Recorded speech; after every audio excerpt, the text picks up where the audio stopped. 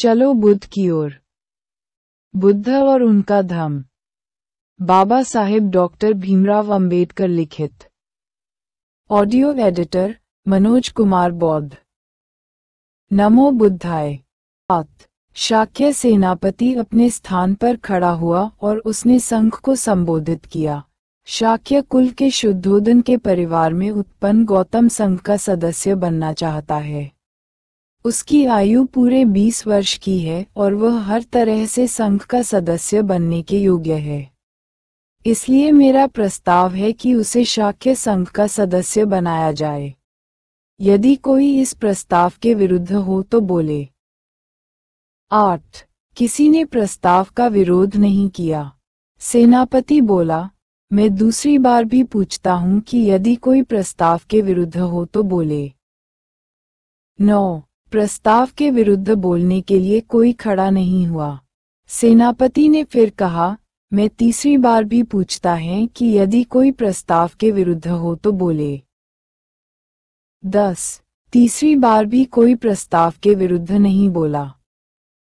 11. शाक्यों में यह नियम था कि बिना प्रस्ताव के कोई कार्रवाई न हो सकती थी और जब तक कोई प्रस्ताव 3 बार पास न हो तब तक वह कार्यरूप में परिणत नहीं किया जा सकता था। 12. क्योंकि सेनापति का प्रस्ताव 3 बार निर्विरोध पास हो गया था, इसलिए सिद्धार्थ के विधिवत शाक्य संघ का सदस्य बन जाने की घोषणा कर दी गई। 13. तब शाक्यों के पुरोहित ने खड़े होकर सिद्धार्थ को अपने स्थान पर खड़े होने के लिए कहा। 14. सिद्धार्थ को संबोधन करके उसने पूछा, क्या आप इसका अनुभव करते हैं कि संघ ने आपको अपना सदस्य बनाकर सम्मानित किया है? सिद्धार्थ का उत्तर था, मैं अनुभव करता हूँ। 15. क्या आप संघ के सदस्यों के कर्तव्य जानते हैं? सिद्धार्थ ने कहा, मुझे खेद है कि मैं उनसे अपरिचित हूँ, किंतु उन्हें जानकर मुझे बड़ी प्रसन्नता होगी। 16. पुरोहित बोला, मैं सर्वप्रथम आपको बताऊंगा कि संघ के सदस्य की हैसियत से आपके क्या कर्तव्य हैं। उसने उन्हें एक एक करके क्रमशः गिनाया। 1. आपको अपने तन, मन और धन से शाक्यों के स्वार्थ की रक्षा करनी होगी। 2. आपको संघ की सभाओं में उपस्थित रहना होगा।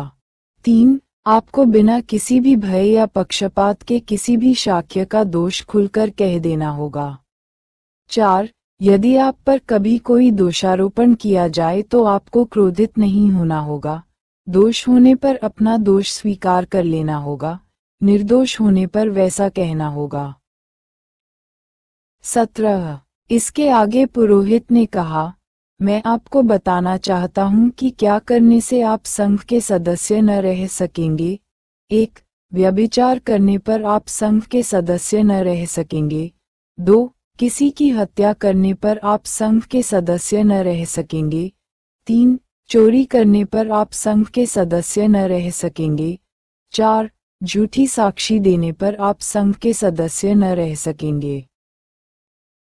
18. सिद्धार्थ का उत्तर था, मान्यवर, मैं आपका कृतज्ञ हूँ कि आपने मुझे संघ के नियमों से परिचित कराया।